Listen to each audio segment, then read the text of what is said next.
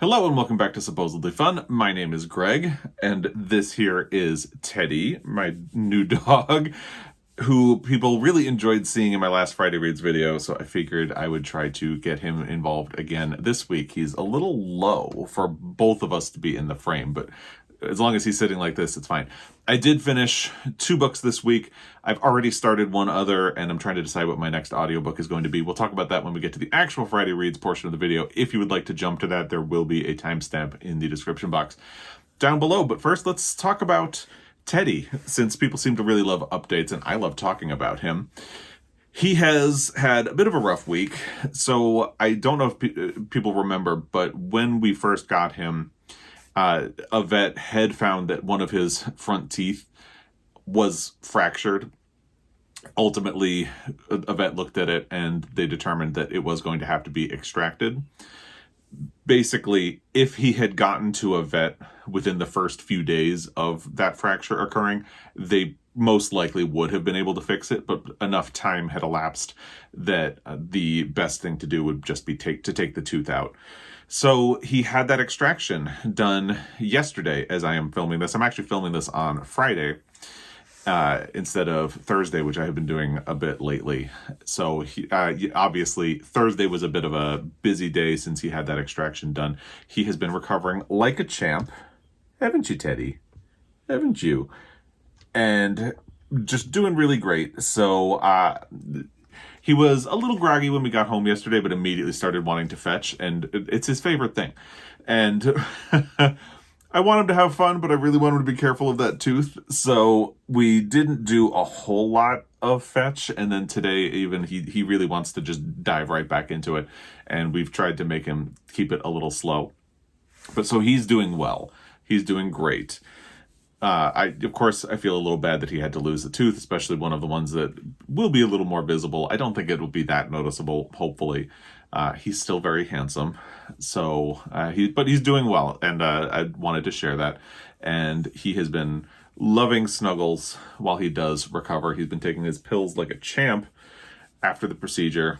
So just, again, he continues to be a remarkably good boy, and we are so glad to have him with us. So that's your Teddy update.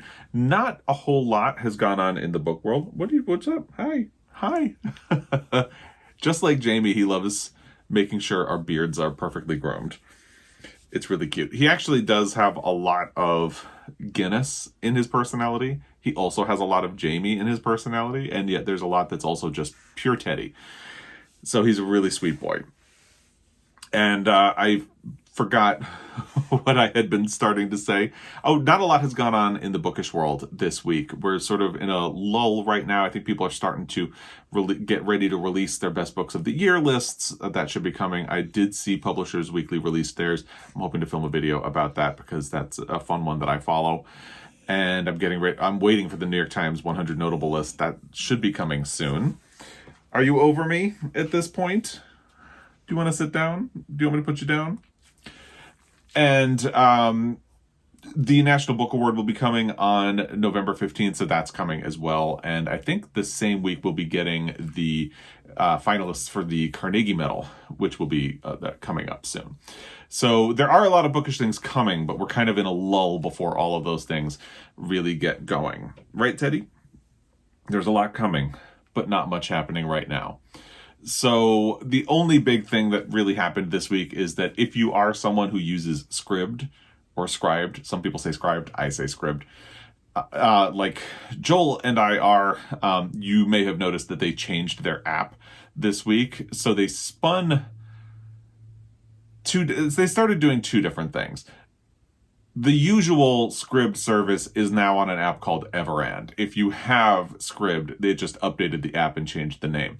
So just PSA, in the future, I'm going to say Scribd, and what I mean is Everand, because that's where the book stuff is. Scribd has become a home for like documents and things like that, which is not how I use Scribd anyway. So it's just one of those things where if you change a name, doesn't really work for me. Like where the Mets play is always going to be Shea Stadium to me. The tall building in Chicago is still the Sears Tower to me. I don't even know what the actual name of it is anymore. But Yeah, so when I say scribbed going forward, because I know I will, what I mean is Everand. And that's really the only big bookish thing that's happened this week. And I just only want to bring it up just for that, again, I will say scribbed, but I mean Everand going forward. Right, Teddy? Good boy. Let's get into the actual Friday Reads portion of this video. Like I said, I did finish 2 books this week. I think Teddy might be over me. Yeah. Oh, no, he just wants to look out the window. Position himself so he can see you too. So I did finish 2 books this week. Let me see if I can navigate this with Teddy. I didn't think he would stay this long, but he is enjoying this. So the first book I finished was Tales of the City by Armistead Maupin. I had started this last week, and I read through it really quickly. It is very short chapters. I think I mentioned that. It's about 2 to 3 pages per chapter. And that is probably because the book had originally been serialized in a newspaper in San Francisco. So it just lends itself to really short bursts of chapters. And it's a very fun book. Like, somebody in the Queer TBR Tackle group had mentioned that this would be a great beach read. Absolutely it would, because the chapters are really short. It pulls you in and moves along. The characters are engaging. It's funny. It would be a really great vacation or beach read. I think you want down, don't you? I don't know that he does want down, but I feel like this isn't quite working. So we're going to put Teddy down and see how this goes now. Now he's looking at me like he wants back up. Well, let's keep this quick then. So it's a fun, engaging read. I will say a lot of people liked it, didn't quite see the point of it, or weren't too enamored of it. And I can kind of see that. I think I have a history with Tales of the City because I saw the miniseries in the 90s, the original one that I think aired on PBS, and then there was a bit of a controversy because there was a bit of nudity, and PBS, people can be prudes. So the subsequent 2 miniseries moved to Showtime, which was much more comfortable with explicit content and nudity.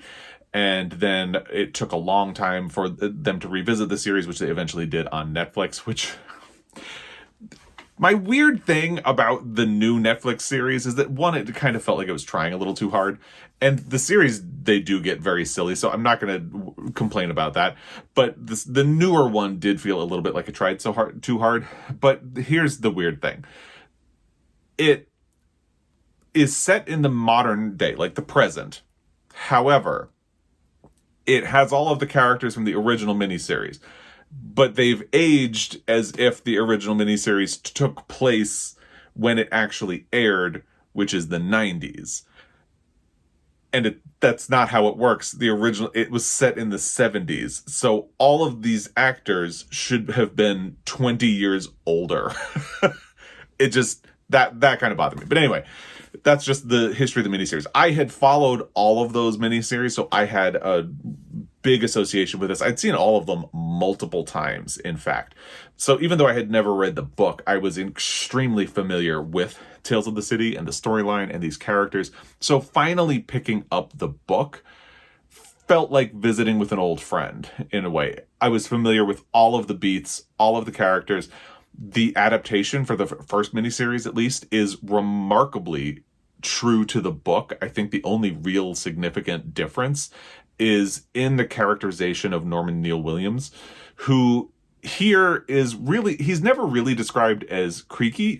He's described as sort of standoffish and middle-aged. That's it. That's most of the description. And in the show, they really amplify him being kind of unattractive and creepy, and there's much more of like a romance-ish that kind of blossoms between him and Marianne in the book, and in the series it's a little bit different, and there are absolutely reasons for that, but that's the only real difference. Everything else follows almost beat for beat what happens in the book, and it was just a fun thing to finally get around to reading. I have had this copy of the book since I was in high school in the late 90s when I originally saw these, and I think part of what took me so long to get to actually reading this is that I felt so familiar with the story that it almost feels like you don't need to read the book. it's the only thing I could think of why it would have taken me so incredibly long to get to this book. But I'm glad that I finally did. I'm glad that the Queer TBR tackle did finally get me over the finish line with this, and that I read it. It was a lot of fun. I very nearly picked up the second book in the series, which is called More Tales of the City. I have a copy on my shelf, and it was such a quick and easy read that I really almost did it. I just thought it would be so easy and quick and fun, and I could knock that one off of my to-do list as well.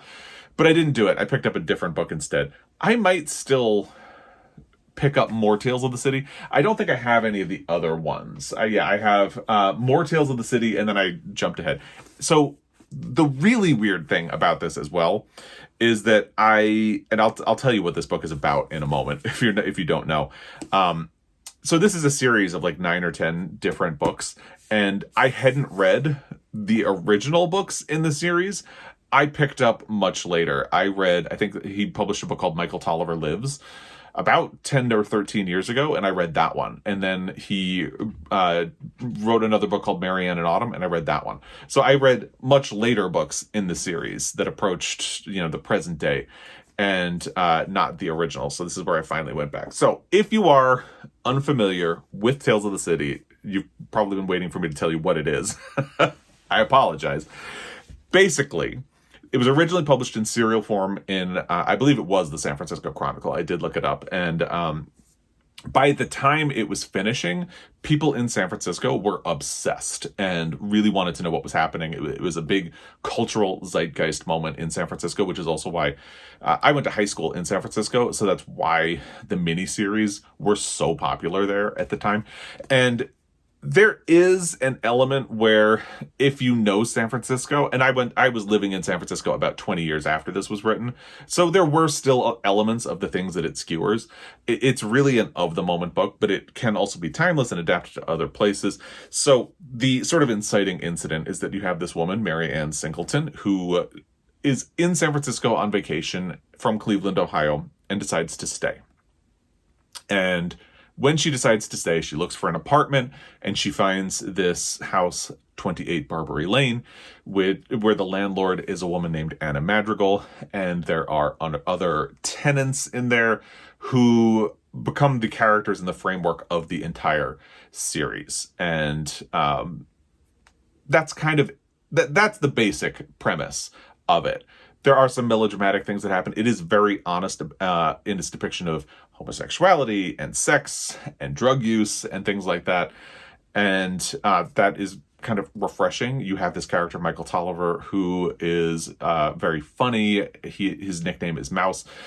He is gay and goes out to clubs, has relationships with men, and it's not treated as a big deal at all, which is very nice to see. So that is kind of what this is. I don't think I would read the entire series, but this was very fun to visit. I do have a copy of More Tales of the City, which is the sequel, and I think I would do that. I might do Further Tales of the City, which is the third book in the series, and I would probably stop after that, because my sister read, I think, the whole series in the early 2000s, at least all the ones that had been published then. And what she said is they just really lose quality as you continue. So I don't feel like I would need to go that far. But yeah, that was the first book that I finished. It was read very quickly. I was done with it by Monday or Tuesday. So that was a big success story. Then on audio, I started and finished Killers of the Flower Moon, The Osage Murders and the Birth of the FBI by David Grann.